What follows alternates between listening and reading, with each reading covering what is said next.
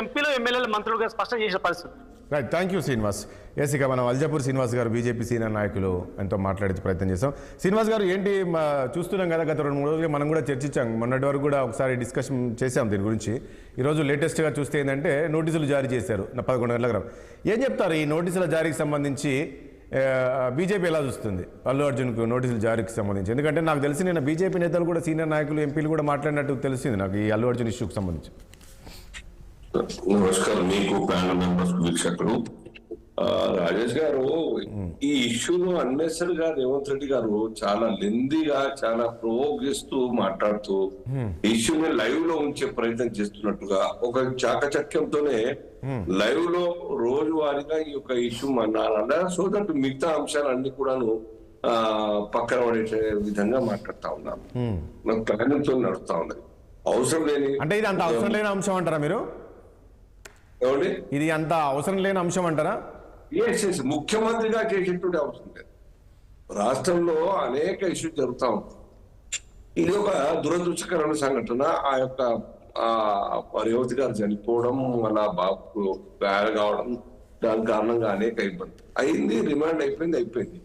దాన్ని మళ్ళీ మాట్లాడుతూ, రెచ్చగొట్టే మాటలు మాట్లాడుతూ, ఒక సపోజ్ ఒక్క నిమిషం కోసం అల్లు అర్జున్ యొక్క నెగ్లిజెన్స్ కావచ్చు, ఆయన బయటకు వచ్చి రూఫ్ టాప్ మీద వచ్చి వేవ్ ఆఫ్ చేయడం కాదు, దానికన్నా జోష్ వచ్చి కొద్దిగా కదలిక జరిగిపోవచ్చు కాదు, ఆయన అంతవరకు తప్పు అనుకున్నా కానీ ఫస్ట్ పర్మిషన్ ఇవ్వకూడదు. పర్మిషన్ ఇయ్యలేని సంగతి వాళ్ళకి తెలియదు, యాజమాన్యానికి తెలియదు.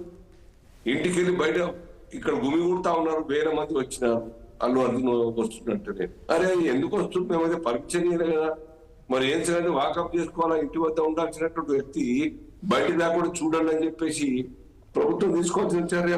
నాకు అర్థం కాదండి శ్రీనివాస్ గారు, ఒక విషయము, ప్రతి ఒక్కరూ అల్లు అర్జున్ ఆ రకంగా, సరే దురదృష్టకరమైన సంఘటన జరిగింది, కానీ అల్లు అర్జున్ ఆ రకంగా చేయాల్సింది లేదని మీరు చెప్తున్నారు. కానీ ఎందుకు మీరు ఆ యాంగిల్లో ఎందుకు ఆలోచిస్తలేరు? నిజమే కదా, ఒక మహిళ ప్రాణం పోయింది, అది పరిస్థితి.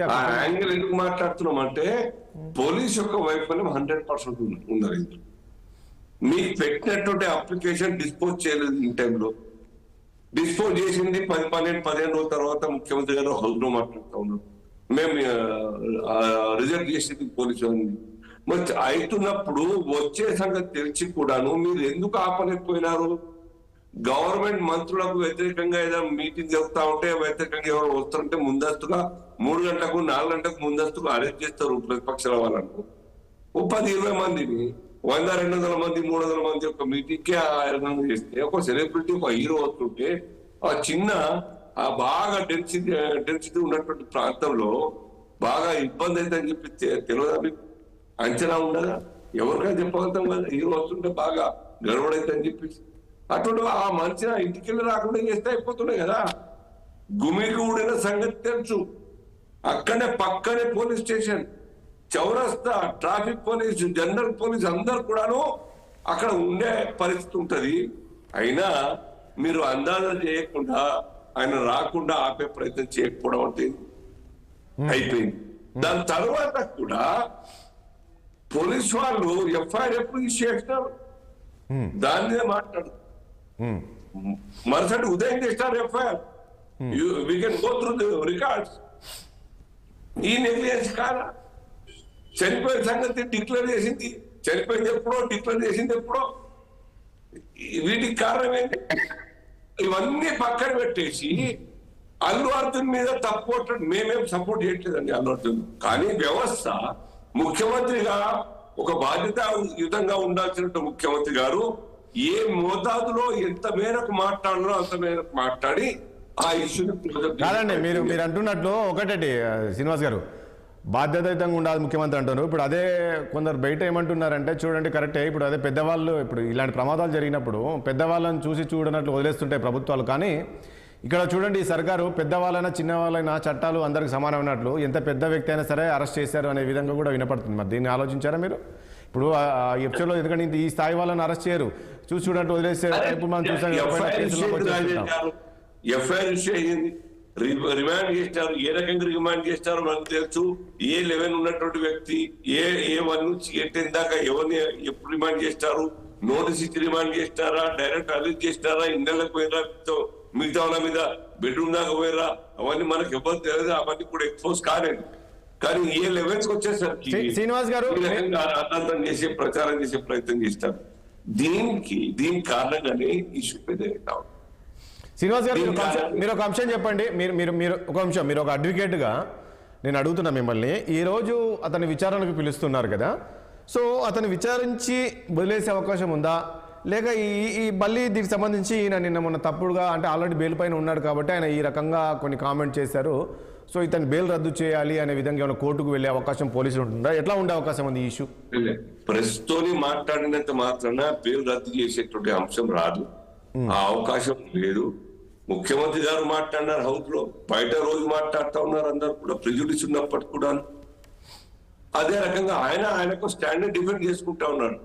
దానికి బహుశా ఇంత ఇబ్బంది రాకపోవచ్చు. డెఫినెట్ గా ఇంకేమైనా రెచ్చగొట్టే మాటలు మాట్లాడితే పోలీసు వాళ్ళు దాన్ని రద్దు చేయమని చెప్పేసి పిటిషన్ వేసే అవకాశం లేకపోలేదు. లేదా సుమోటోగా కూడా హైకోర్టు ఇంటరిం బెయిల్ రద్దు చేసే అవకాశం ఉంటది.